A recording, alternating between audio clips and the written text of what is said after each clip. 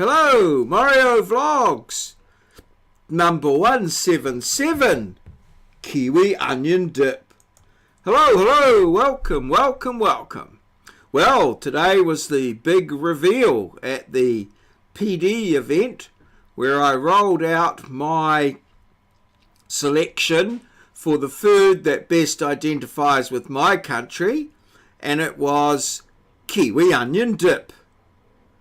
And I accompanied that with some crinkle cut chips.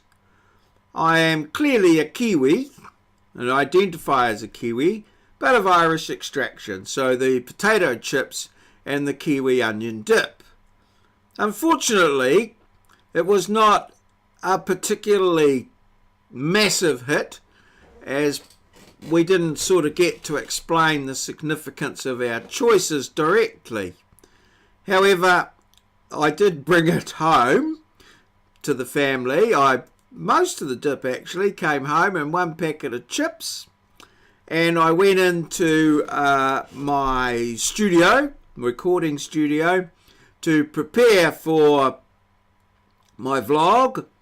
And well, my preparation consisted of obviously falling asleep, and when I woke up to go out and partake of the remnants of the Kiwi onion dip, there was a very little left. I did manage to get a little bit.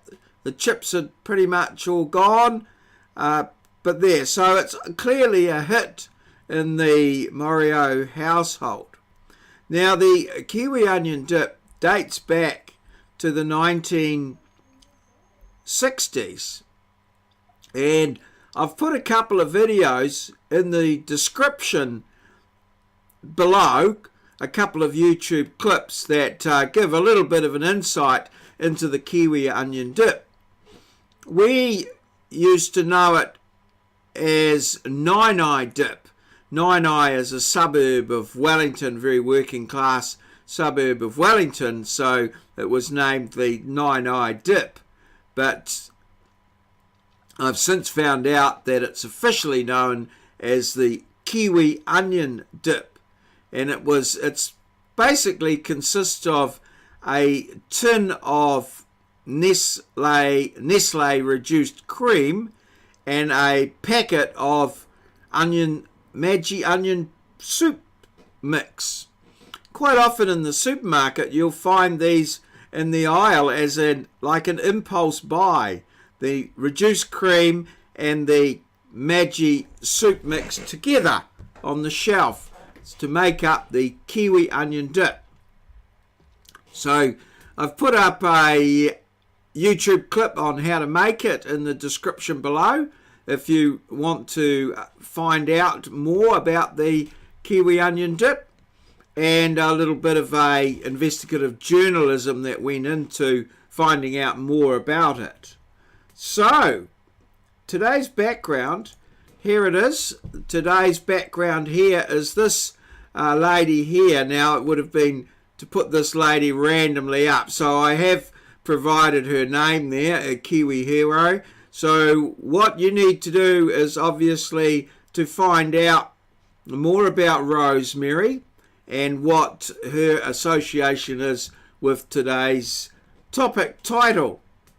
Now, yesterday's topic title was planning or plans, and I showed this gravestone or grave of one Ebenezer Howard. Now, Ebenezer Howard was one of the main proponents of the Garden City movement in the UK, with I think 2 garden cities. The one that I sort of know best is Welwyn Garden City, and he was essentially a town planner. Now, my experiences with town planners these days would suggest that Ebenezer is spinning at a high rate of revolution below that grave when he looks at what town planners do and say these days. But that's just my personal experience, personal opinion, and I'm sure that town planners will leap to their defence in that regard. So just back to today's background. Rosemary Dempsey.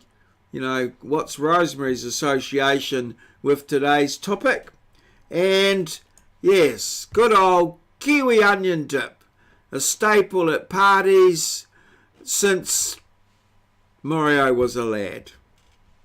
All good. Cheers. See you.